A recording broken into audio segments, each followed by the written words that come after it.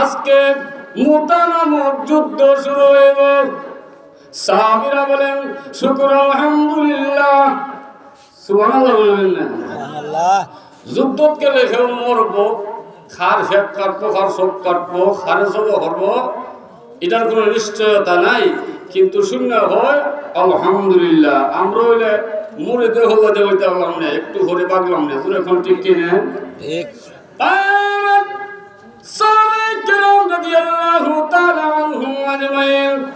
আল্লাহ শুকরিয়া আদায় কর।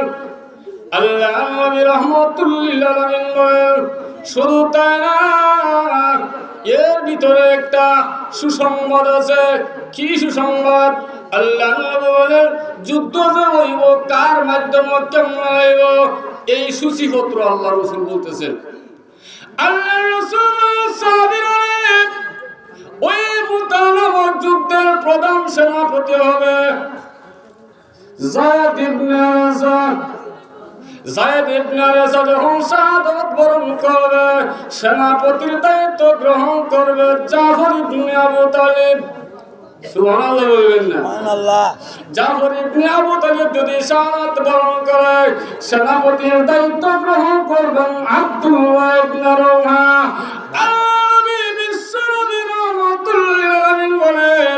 সাহাবীরা এই তিনজন সাহাবীদের শহীদ হইব, এর ভিতরে বিন্দু মাত্র সন্দেহ নাই।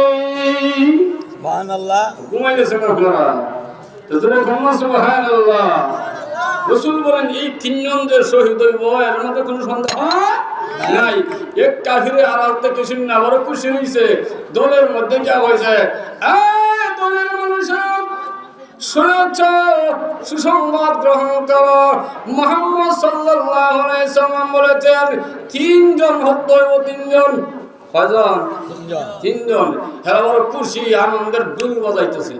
মুসলমানের তিনজন সেনাপতি শহীদ হইব। আমরা বলছে বেটা খুশি না বেজার? কাফিররা খুশি। এমন অবস্থায় আল্লাহ নবী রাহমাতুল লিল আলামিন বলেন সাহাবীরা যাও যাও তার বাড়ি থেকে শেষ বিদায় নিয়ে আসো।